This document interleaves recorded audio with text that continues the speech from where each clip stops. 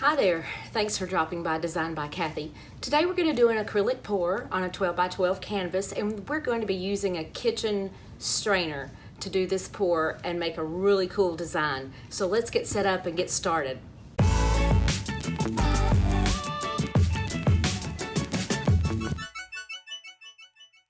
I have already pre-mixed my paints here, and I have a pretty green. I've got this really pretty turquoise color, sea mist. I've got a really pretty royal blue color and a beautiful fuchsia pink color. I have painted a little edge of white around the outside just to go ahead and get my corners and whatnot. These are the paints. These are all different, but fuchsia and green. I think they're mostly, nope, all of them are different. Anyway, so now I have this little colander, little miniature colander.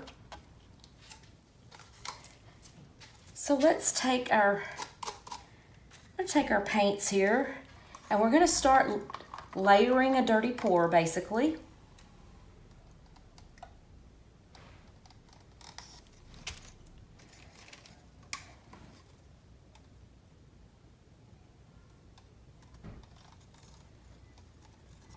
I'm gonna try to get it, I'll try to get it where you can see it going in here.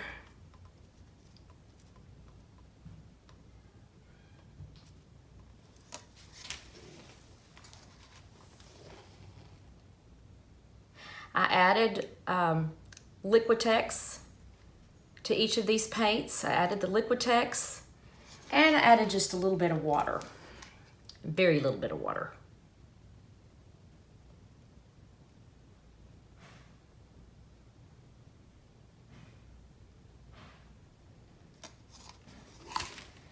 I'm gonna do another layer.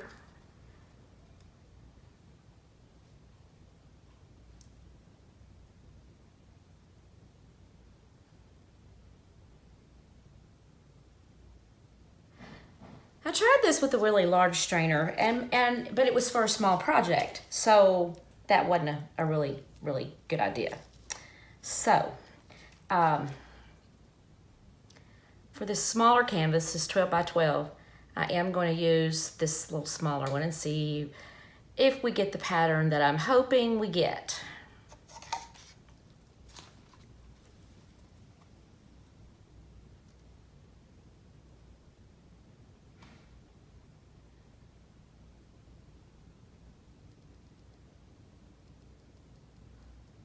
You want to make sure your paint is mixed well enough and thin enough that you don't have any clumps in it, because clumps clearly won't go through the strainer.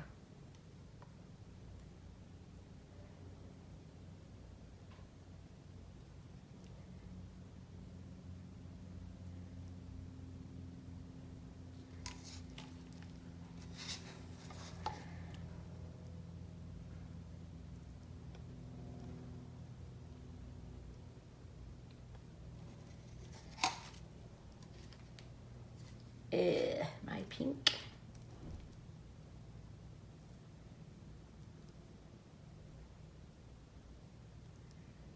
All right, looks like we're gonna have a lot of paint here, but that's another thing. I think I went a little short the first time I tried this.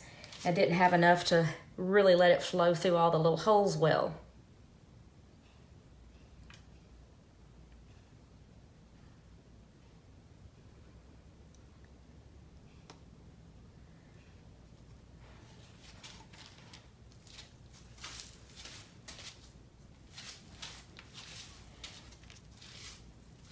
Now, if you had like a measuring cup, I like to use disposable things, so I'm using this. And we're going to start pouring, and we'll see what happens.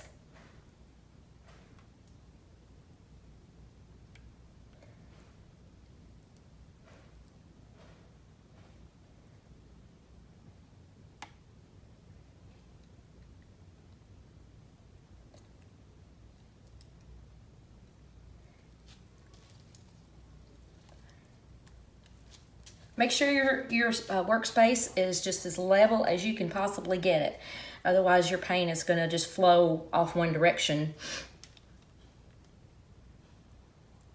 which would be fine. I put this in the center. If you wanted to put it at the top and start it off that way, you could definitely do that.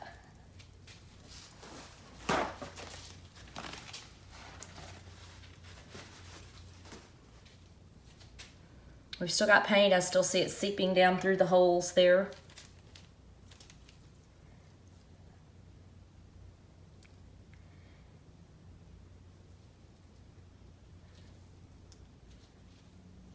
And it's coming together with the edge, you know, the outside that we painted. We'll have a little bit of negative space going on here, which that's okay.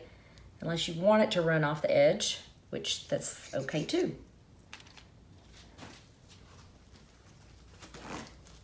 It's really more or less, you know, what you're happy with.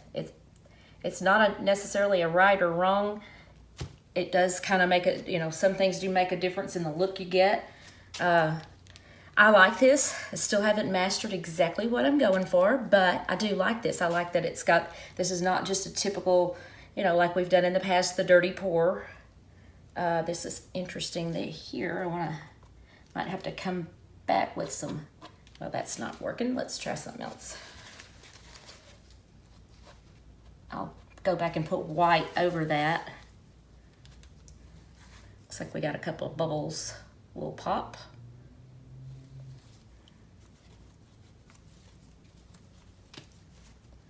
I'm gonna let that just do its own thing there for a little bit here. And meanwhile, see if I can cover that back up.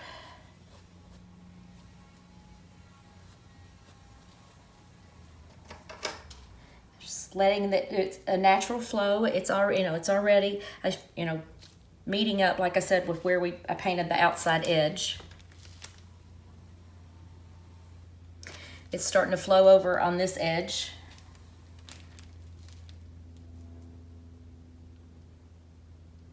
Which may mean I still don't have my table 100% level, but trust me, it's a lot closer than I had it before. I was really having some frustrating moments with getting this table level. I've got it propped up on pieces of tile right now. Looks like this one's about to go, and it's going naturally, so I'm not, without tilting and maneuvering the paint like we've done on the other dirty pours.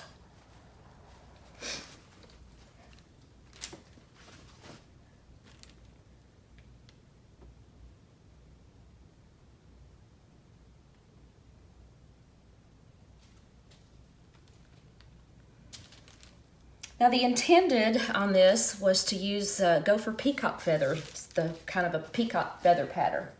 Like I said, I still don't think we quite mastered it, but definitely have a cool look going on.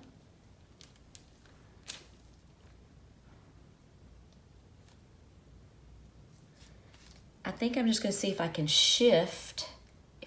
carefully shift this, since apparently, like I said, my table's still not level. And we'll see what happens when I turn it like that. Let it kind of do its thing naturally.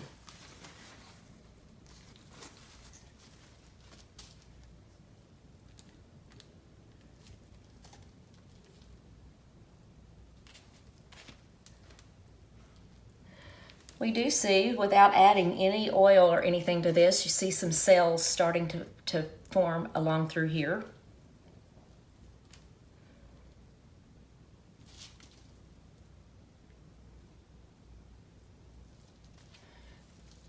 Let's see if we can.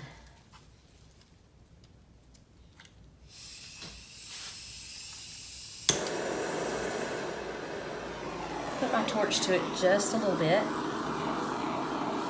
in case there's any other bubbles and whatnot going on. Yeah, I saw a few there.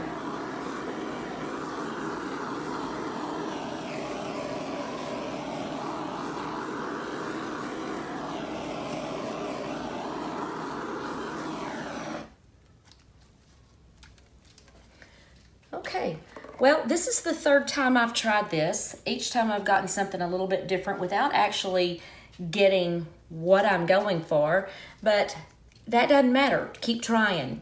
I'm going to keep trying, and I want you to keep trying, and we're going to get there, and hopefully we'll get there together. But leave your comments if you have any questions, you have any suggestions. If you've done this technique and you just got it to work perfect for you, hey, pass that on to me. I'd love it. I still think this looks pretty cool. It's doesn't look like peacock feathers, but yeah, I don't want to do that. But I can see if I start to do that, it's going to take over that color right there. I'm just going to let it continue to just do a natural flow. Maybe I could just keep shifting it around until we get what I'm going for there. Anyway, we'll let this keep flowing, and we'll see what we've come up with overall. Thanks for watching.